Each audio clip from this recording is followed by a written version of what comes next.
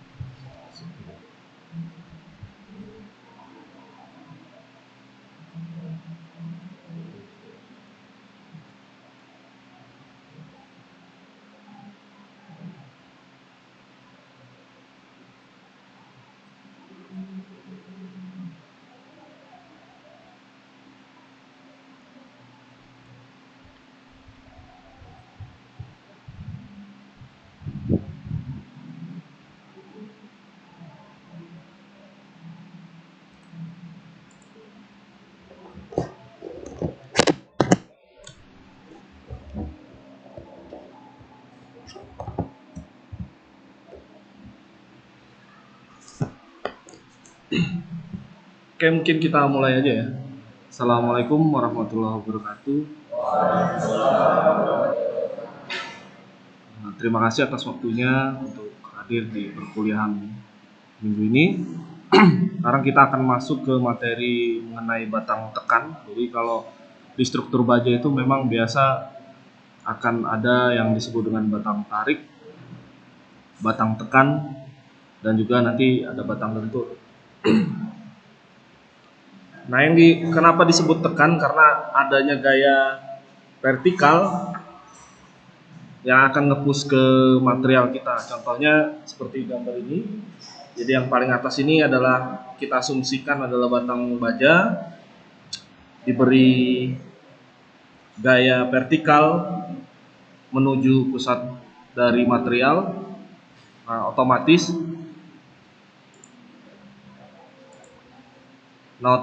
di daerah sini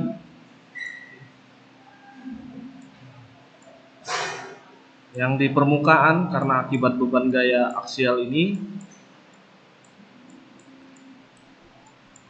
gaya aksial yang mengakibatkan permukaan mendapat tekanan. Jadi yang pertama dia akan menjadi tekan, jadi semua serat akan ke tengah.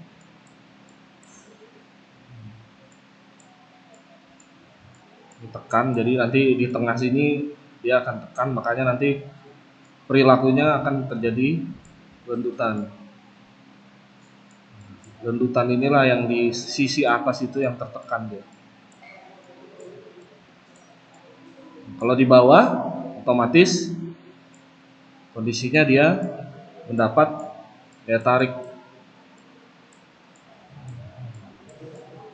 Kalau di atas menuju pusat dari atau tengah-tengah dari bentang, kalau di bawah seratnya akan menjauhi dari elemen kita.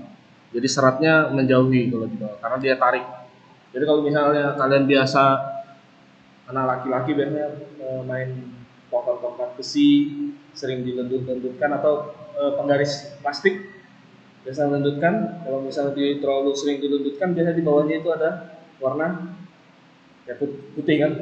Nah, itu kondisinya dia tarik. Begitu kita di bawah tarik, di atas tekan. Ya, itu pada dasar konsepnya seperti itu. Nah, ini adalah contoh kedua.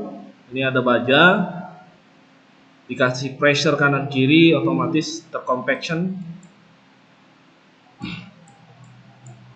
Sorry.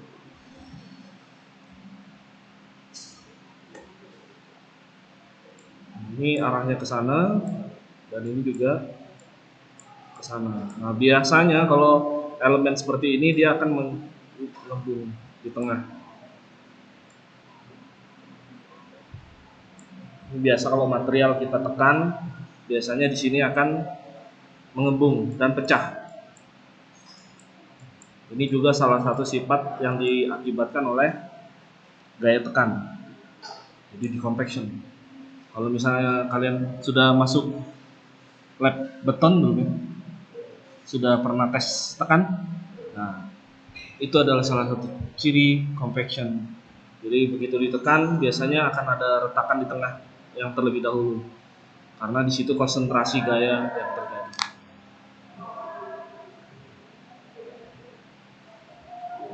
Nah, batang tekan adalah komponen struktur yang mengalami pembebanan aksial tekan tepat pada sumbu aksial batang. Jadi misalnya ini adalah batang. Nah, ini kita kasih gaya. Nah, inilah sumbu aksialnya. Nanti akan mendistribusikan gaya aksial dari eksternal, apakah itu gaya yang diberikan atau beban, ke elemen yang dipikul. Nah, pembebanan aksial tekan tidak tepat pada sumbu batang menyebabkan terjadinya lentur. Batang yang mengalami lentur dan tekan sekaligus disebut dengan balok kolom. Nah, konsepnya seperti ini.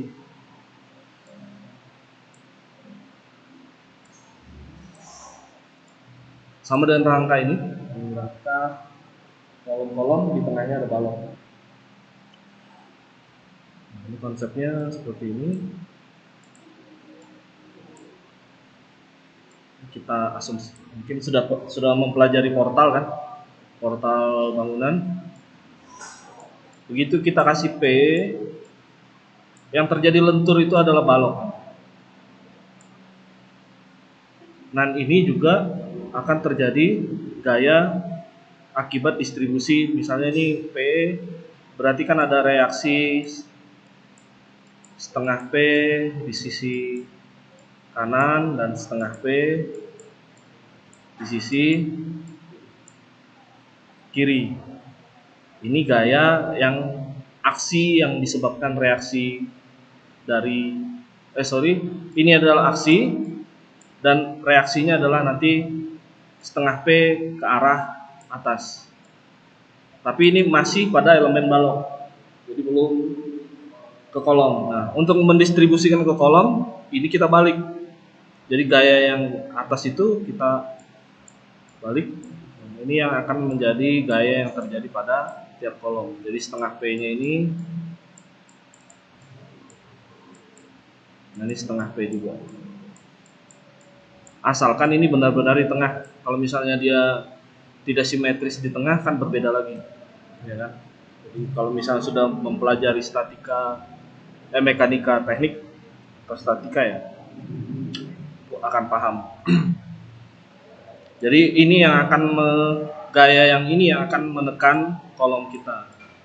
Nah, ini yang di baja terjadi lentur, di kolom terjadi tegangan tekan. Nah, ini biasa kalau pada portal yang ada di industri. Jadi kalau misalnya kita sering melihat gudang atau bangunan-bangunan super tinggi, biasanya high rise, itu biasanya pasti menggunakan struktur baja. Nah, ini yang berdiri adalah kolom dan yang melintang ini adalah balok. Ini juga sama. Nah, ini adalah bebannya atau key. Kalau kita nanti dari key ini akan mendistribusikan masing-masing gayanya ke kolom yang akan menjadi gaya tekan.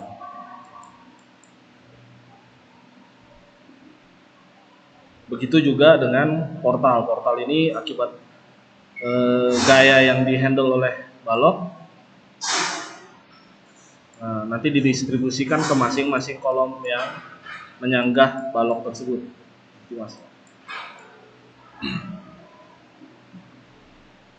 Ini yang biasa kalau misalnya batang tekan yang terjadi pada struktur rangka. Jadi kalau yang di atas ini contoh, kalau kita mau lihat yang sederhananya adalah jembatan. Ini dengan pengaku sendirol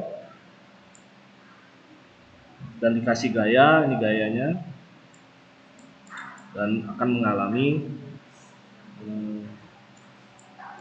gaya tekan. Begitu pula ini cantilever. Kalau misalnya yang sederhana biasanya kalau di teras-teras bangunan gedung ada atap cantilever yang biasa dari kaca ataupun macam-macam yang tidak menggunakan penyangga kolom di tengahnya, itu biasanya kita kasih brace kabel, nanti itu yang akan menyanggah gaya tekan yang terjadi. Nah, yang perlu diketahui adalah parameter panjang efektif kolom. Jadi tinggi kolom itu berapa, itu parameternya nanti digunakan untuk menentukan kelangsingan dari batang. Jadi sebelum kita masuk analisis, kita akan cek karena profil baja biasanya itu sudah ada di pasaran yang sudah ukurannya sudah sesuai. Jadi profilnya, ukurannya sudah ditentukan oleh pabrikan. Jadi sebelum kita menggunakan itu harus dicek dulu kemampuan dari baja profil tersebut. Nanti biasanya dari distributor kan itu mengeluarkan parameter-parameter, nilai kelangsingannya, inersianya, kapasitasnya, tebal bajanya itu berapa, itu dikeluarkan oleh pabrikan. Nanti dari situ kita bisa menilai kelangsingan batang dari panjang efektif dari R. ditentukan berdasarkan faktor panjang efektif. Nah, faktor panjang efektif ini juga dinilai dari beberapa macam. Ada kolom tunggal, kolom yang sendiri menyanggah. Nah, ini berbeda dengan kolom, misal kalau ini kolom portal namanya. Karena dia ada satu kesatuan, di sana ada nyanggah 2 buah. Kalau kolom tunggal biasanya kalau kalian lewat jalan tol ada upper pass, itu biasanya di tengahnya ada abutment. Nah, biasa itu yang disebut dengan kolom tunggal. Nah, kolom dalam portal sendiri itu dibagi dua, ada struktur bergoyang dan struktur tidak bergoyang. Nah, ini adalah konsep kolom tunggal. Jadi nanti nilai K teoritisnya itu sudah disiapkan, tinggal kalian pakai yang ada di tabel ini untuk menentukan nanti kondisi tekuk dari masing-masing kolom. Jadi ada yang jepit-jepit. Jadi kalau misalnya jepit-jepit itu berarti harus koneksi bangunan atas dan bawah itu harus rigid jadi satu kesatuan. Berbeda dengan kalau misalnya abutment itu di bawahnya rigid, di atasnya biasanya sendi atau roll. Karena jembatan itu tidak ditaruh jadi satu kesatuan rigid. Jadi biasanya ada elemen lain seperti karet yang disebut bearing pad. Itu elemen bangunan atasnya didudukan di situ. Jadi kondisinya dia masih bisa bergerak. Fungsinya seperti itu.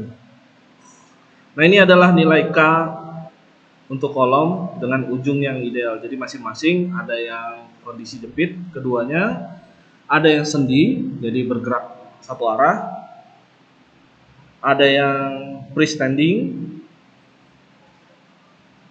roll tapi tidak berputar sudut, ada yang bisa berputar, dan ada juga yang ujungnya bebas jadi berdiri seperti cantilever. Biasanya ini kalau ujung bebas itu kita biasa untuk mendesain seperti turap, karena turap tertanam di bawah, di atasnya bebas, jadi diasumsikan bisa bergerak. Nah, ini adalah contoh struktur struktur bergoyang. Nanti kita menentukan komponen struktur bergoyangnya berdasarkan grafik yang ada di sebelah kanan. Itu nanti yang kalian akan pelajari biasanya di mekanika teknik untuk menentukan portal ini masuk dalam kategori struktur bergoyang atau tidak. Nanti itu berdasarkan hasil dari analisis sistem portal kalian.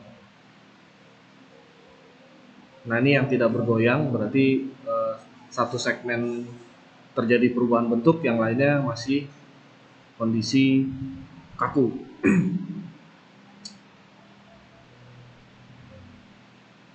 Nah, ini adalah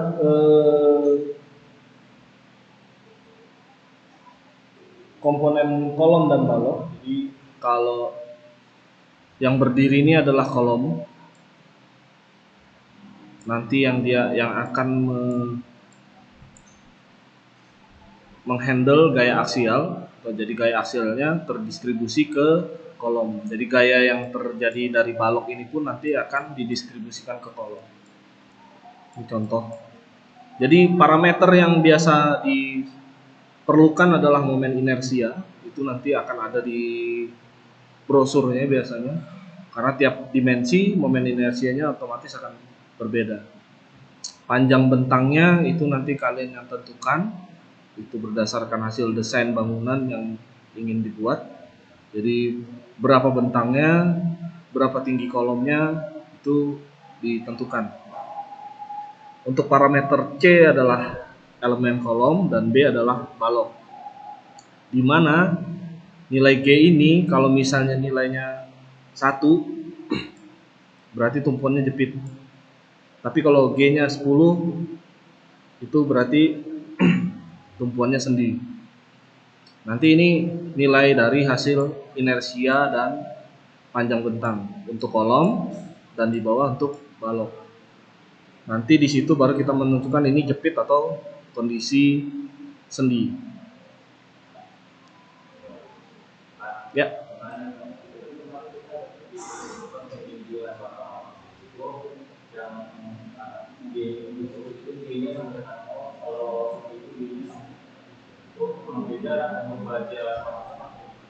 Baja sama? Oh iya beda, elemennya beda. Beda.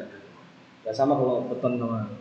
Karena dari nilai inersia, dari modulus elastisitasnya juga sudah jauh berbeda.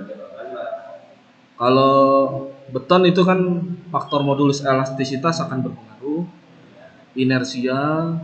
Kalau baja enggak, karena baja itu mau dimensinya seperti apapun, modulus elastisitasnya tetap satu, 200.000 itu.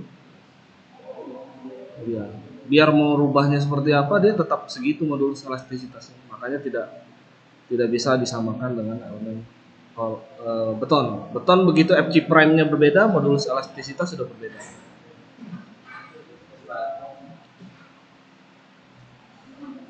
Ini contoh nanti kita bahas. Nah, ini adalah kategori kolom berdasarkan kelangsingan. Jika lambda lebih besar dari lambda R itu masuk dalam kategori kolom langsing. Nah, kita ngeceknya dari sini, dari tabel ini. Ada batasan rasio di mana parameternya itu berdasarkan modulus elastisitas dan juga terhadap mutu baja. Jadi misalnya saya profil gilas panas pelat. Jadi kalau baja itu ada dua macam, ada yang baja canai dingin dan baja canai panas. Jadi kalau canai dingin dalam kondisi dingin dia masih bisa dibentuk atau dibikin profil. Tapi kalau panas itu pada saat dia masih cairan baru dibuat cetakannya. Setelah itu tidak bisa dibentuk lagi. Nah, ini berdasarkan materialnya, nanti rasio lebar terhadap tebal itu B per T, rasionya berapa, nanti balas rasio terhadap kelangsingan itu berdasarkan di tabel ini. Jadi nanti masing-masing profil itu akan berbeda untuk rasio lebarnya.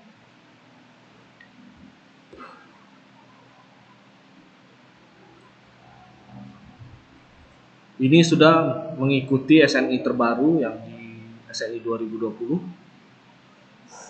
Tabel B4 1A dan 1B di halaman 16 dan tabel B4 1B itu di 17 dan 18.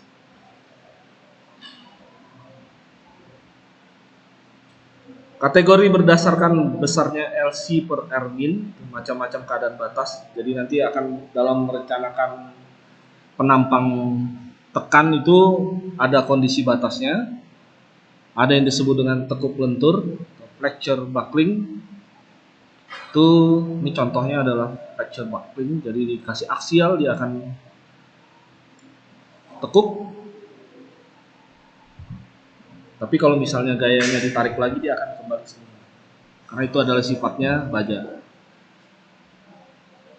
Selanjutnya ada tekuk torsi atau torsional buckling. Torsi itu berarti ada gaya yang puntir.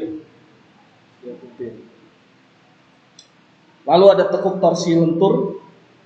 Jadi kombinasi puntir sama terjadi deflection seperti ini. Lalu ada tekuk lokal atau lokal buckling kurang lebih. Jadi nanti misalnya kondisi ini jepit atau sendi itu akan juga menentukan bentuk dari tekuk lenturnya. Nah, ini tadi contoh tekuk lentur, fracture buckling. Jadi kita kasih gaya aksial. Nah, begitu kita dorong keduanya dia akan melendut. Kita lepas dan kondisinya kembali ke semula, ditekan lagi, lentur lagi dia. Itu akibat gaya aksial yang sejajar dengan sumbu utamanya. Ini sumbunya. Jadi kalau misalnya dikasih tekuk gaya aksial dari atas dan bawah, bentuk tekuk lenturnya akan seperti ini. Nah, ini local buckling. Jadi terjadi perubahan bentuk itu di daerah segmentasi. Ini biasa disebut zonasi sendi plastis. Biasa terjadi seperti itu. Kondisi di mana keruntuhan pertama yang terjadi itu adalah di balok. Nah, ini adalah konsep struktur yang bagus sebenarnya. Jadi kalau konsep dasar struktur itu adalah strong columnic beam. Jadi diperlukan yang runtuh pertama itu adalah balok, karena memperkuat kolom daripada balok. Kenapa seperti itu? Karena nanti pada saat gempa, kalau kolom kalian yang sudah kolaps duluan, orang di dalam tidak bisa dievakuasi, dipastikan jadi korban. Tapi kalau misalnya kolomnya masih berdiri, baloknya masih sudah runtuh duluan, evakuasi masih bisa dilakukan karena masih ada celah untuk keluar. Jadi itu fungsinya, konsep dasarnya ahli struktur itu ya. Jadi kolom kita harus kuat. Jadi yang perlu kalian betul-betul teliti dalam perencanaan bangunan gedung itu adalah kolomnya. Jangan sampai kolom kita lemah daripada baloknya. Karena begitu kolom kolaps di lantai 1, kolaps semua itu.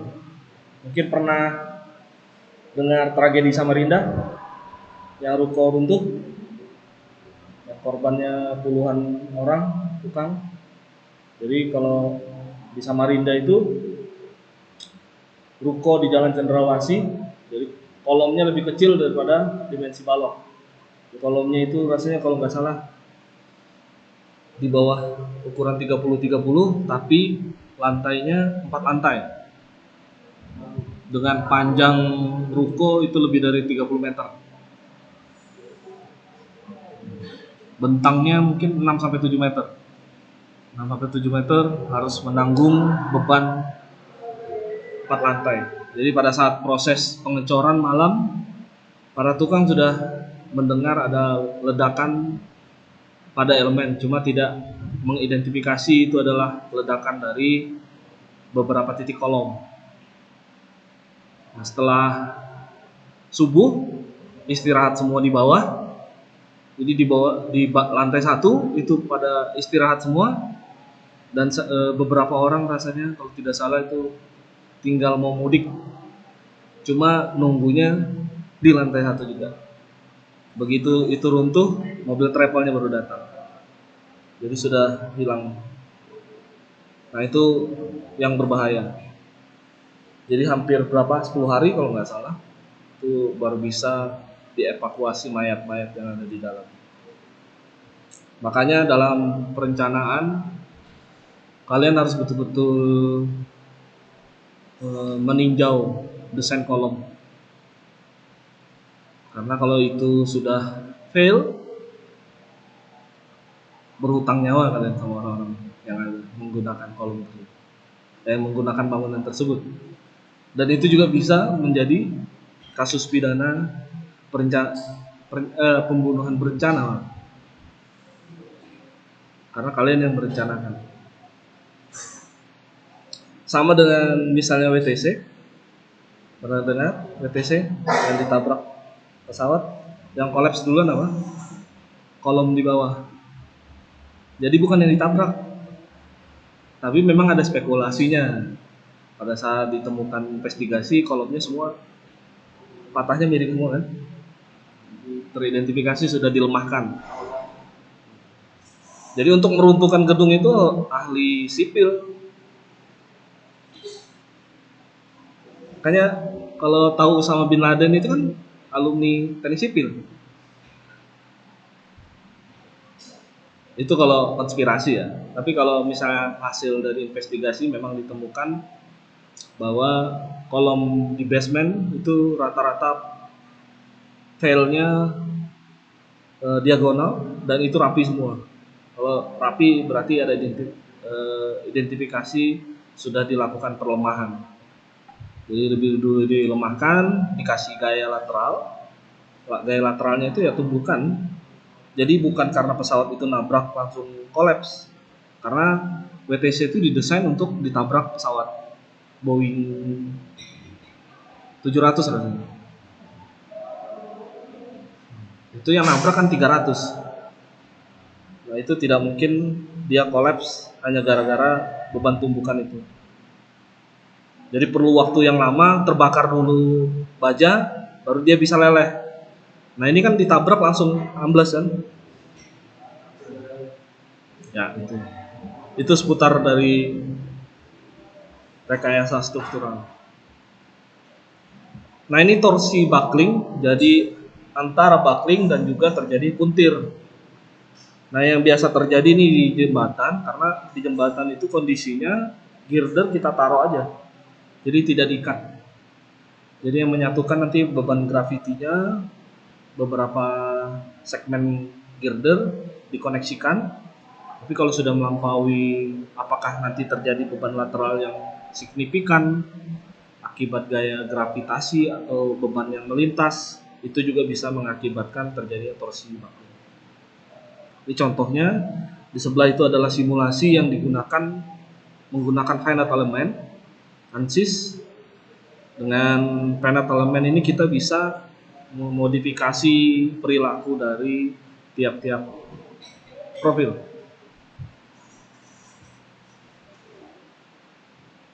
Ini juga flexure atau torsi buckling. Jadi ada gaya lateral dan ada momen yang akan menentukan tekuknya.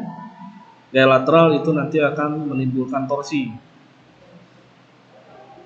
Akhirnya menjadi seperti yang ada di sisi kanan bawah. Itu ada beberapa kondisi sama seperti tadi, ada fracture buckling, lentur, ada yang terjadi karena torsi, lenturnya tidak, tekannya tidak signifikan tapi ada gaya puntir itu di tengah. Nah ini kombinasi keduanya, jadi tekannya sangat berpengaruh, torsinya juga sangat berpengaruh, jadi bentuknya akan seperti itu. Ya, sampai sini ada yang mau ditanya?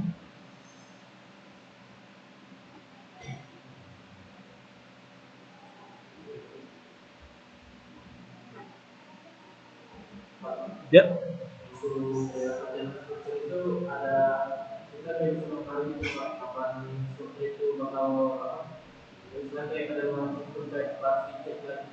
Oh ya, jadi itu masuknya ke audit forensik biasanya. Jadi kalau misalnya bangunan existing,